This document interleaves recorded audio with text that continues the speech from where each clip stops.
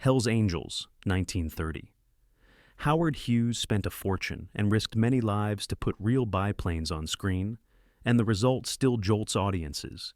You feel the roar of engines because Hughes filmed in open cockpits, shoving bulky cameras next to trembling pilots. That wild authenticity caught Stanley Kubrick's eye.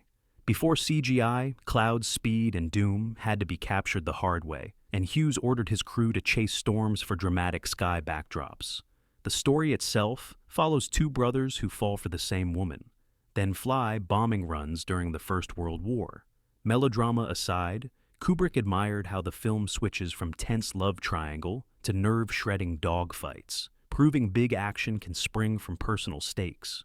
He also noted the daring use of two-strip color for a ballroom scene, showing Hughes would break rules anywhere he could. Hell's Angels taught Kubrick that technical ambition and raw stunt work can hammer war's chaos straight into a viewer's stomach. Henry V, 1944. During the darkest days of the Second World War, Laurence Olivier stepped forward to dramatize English grit through Shakespeare's Agincourt epic. Kubrick studied how Olivier opens inside a bright Elizabethan playhouse, actors walking among painted flats, then slowly lets the wooden scenery melt into rolling French fields. That cinematic slide from stage artifice to muddy realism showed Kubrick how a director can guide audiences from imagination to immersion. Olivier uses soaring speeches to rally both his soldiers and the moviegoers who, in 1944, faced their own conflict across Europe. Kubrick admired the rhythmic editing of arrows ripping through armor and the tracking shots that glide beside charging horses. Here, war feels both heroic and horrifying, a balance Kubrick himself chased later in Paths of Glory. He noticed how music and trumpet calls lift spirits one moment, then quiet drum beats remind us of the cost. Olivier's Henry V became a wartime morale booster, but its layered craft remains a masterclass in blending theater, cinema, patriotism, and hard questions about leadership. Henry V, 1989. When Kenneth Branagh revisited the same Shakespeare play, he stripped away pageantry and smeared dirt across every banner. Kubrick preferred this modern version to Olivier's brighter take because Branagh leans into blood, rain, and exhaustion. The film opens on a bare stage, torches sputtering as a chorus invites us to imagine battlefields. Yet within minutes, we are knee-deep in mud. Kubrick admired the handheld camera work that staggers beside weary soldiers, capturing fear in unpolished close-ups. Branagh's Henry delivers the famous St. Crispin speech not like a polished orator, but like a tired captain trying to ignite hope with his last breath. Violins tremble rather than roar, making victories feel fragile. Kubrick valued how this version questions glory by lingering on wounded faces after the charge. Branagh shows that noble words can sit next to broken bodies without erasing the horror. For Kubrick, that honesty proves war stories can respect heroism while never forgetting the human cost. The Battle of Algiers, 1966. Gillo Pontecorvo's black and white thriller drops us into the Algerian War for Independence with such realism that many viewers first thought it was a documentary. Kubrick raved about its handheld urgency and grainy street footage. Pontecorvo shoots markets, alleys, and safe houses using non-actors and hidden cameras, making every chase pulse like live news. Explosions are not polished spectacles, but sudden bursts that leave dust, screams, and silence. Kubrick saw how the director avoids simple heroes or villains, instead exposing both colonial cruelty and rebel ferocity. Military strategies unfold step by step, so audiences learn to decode checkpoints, curfews, and bomb smuggling. Kubrick called it a military procedural done right, where tension springs from methodical detail. The film's pounding drum score mimics a racing heartbeat. Another lesson Kubrick took to heart for Full Metal Jacket. Battle of Algiers reminds viewers that political conflict grows in cramped apartments and crowded cafes long before it erupts in open squares. The Anderson Platoon, 1967. Pierre Schoendorfer, a veteran French cameraman, joined an American infantry platoon in Vietnam for 6 weeks and captured war without filters. Kubrick studied the result to feel the daily grind of modern combat. Soldiers joke over sea rations, shine boots, and then sprint under sudden mortar fire, all in the same breath. The film's unobtrusive lens shows sweat trickling down necks and mud sucking at boots, details that later surfaced in Kubrick's own jungle sequences. He admired how Schoendorfer never presses for speeches. Grunts speak plain truths, sharing homesick letters and quiet fears. Helicopter blades blur overhead like metallic thunder, reminding everyone danger can drop from any cloud. Kubrick valued the balanced editing. Rhythm, alternating calm patrols with chaotic firefights, so viewers sense the unpredictable pulse of guerrilla warfare. By presenting reality without narration, the Anderson Platoon allows audiences to judge for themselves, a storytelling honesty Kubrick deeply respected. Torah, Tora, Tora, 1970. This joint American-Japanese production recreates the attack on Pearl Harbor by telling the story from both command rooms. Kubrick applauded the decision to let Japanese officers speak their own language and present their rigorous planning in parallel with American missteps.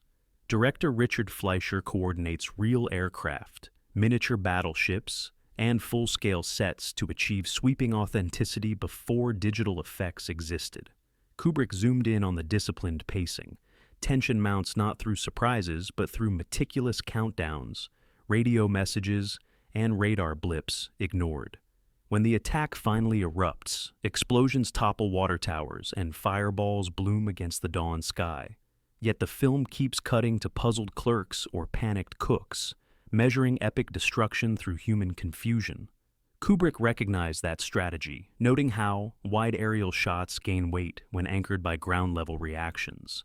Torah, Torah, Torah stands as a blueprint for balanced war storytelling, showing respect for accuracy while still delivering cinematic shock. Platoon, 1986. Oliver Stone draws directly from his own Vietnam experience, planting viewers with raw recruits who trade jokes one night and firefights the next dawn. Kubrick praised the boots-on-the-ground realism and called it a breakthrough in the military procedural form. Mud, mosquitoes, and leeches become constant enemies along with unseen Viet Cong fighters. Stone's camera crawls through elephant grass, then jerks skyward amid flares and tracer rounds, making every firefight a chaotic blur. Kubrick noted how the movie pits two sergeants against each other, calm Elias and ruthless Barnes, turning combat into a moral tug-of-war that shapes rookie Chris Taylor's soul. Willem Dafoe's slow-motion death under a canopy of flares remains a gut punch that Kubrick considered one of cinema's most haunting images. The film's rock soundtrack contrasts sharply with jungle noise, underlining the cultural clash felt by young soldiers shipped halfway around the world. Platoon proved that honest grime, overheard chatter, and ethical conflict can hit harder than any patriotic anthem. Apocalypse Now, 1979. Francis Ford Coppola transforms Joseph Conrad's colonial novella into a hallucinatory river journey through Vietnam. Kubrick admired the bravura filmmaking even if he questioned its climax. Helicopters sweep in as Wagner blasts from loudspeakers, creating a surreal ballet of war that blurs glory and madness. Kubrick studied the lighting choices, flares bathing treetops in pink, smoke drifting across slow-motion explosions, to understand how visuals can mirror a soldier's slipping sanity. Captain Willard's narration drifts like a fever dream, while boat crew members vanish one by one, each death marking another step toward moral darkness. Kubrick applauded the daring use of sound, rotor blades dissolving into a ceiling fan, tiger roar blending with rifle crack, techniques that suggest war invades both jungle and mind. By the time Marlon Brando's Colonel Kurtz appears, half in shadow and mumbling poetry, viewers have already traveled beyond standard battle movies. Kubrick saw Apocalypse Now as proof that war cinema can be both grand spectacle and psychological abyss. Odalin Tredioet, 1960. Bo Widerberg turns a forgotten Swedish labor clash into a heartbreaking reminder that war is not limited to nations. Set in a sleepy coastal town during the Great Depression, the film follows shipyard workers striking for fair wages. Kubrick noted how Widerberg begins with summer picnics, brass band parades, and first love blooming between a mill owner's daughter and a striker's son. Warm sun and river baths lull the audience before tension rises. Soldiers march in, bayonets fixed, turning village streets into fault lines. Kubrick admired the director's refusal to paint simple villains. Officers feel uneasy. Workers are divided between anger and fear, and children play marbles beside rifles. When a volley of gunfire finally cracks the air, cameras linger on shocked faces rather than gore, letting silence do the screaming. O'Donnell 31 showed Kubrick that political conflict can shatter ordinary families as brutally as any battlefield artillery, and that personal stories sharpen historical tragedy. Seven Samurai, 1954. Akira Kurosawa's epic begins with villagers terrified of yearly bandit raids. They hire 7 wandering warriors who bring discipline, strategy, and reluctant heroism.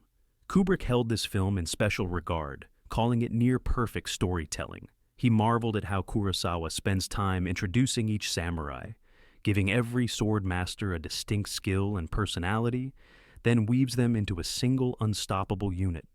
Training montages turn rice farmers into spear carriers, and Kubrick loved the clarity of each tactical line drawn in the dirt. Rain-soaked battle scenes explode with arrows, mud splashes, and galloping horses, yet the camera always shows where enemies stand and why moves matter. This mechanical precision inspired Kubrick's own staging of battlefield chaos. Beyond action, Seven Samurai explores honor, sacrifice, and class, themes Kubrick revisited often.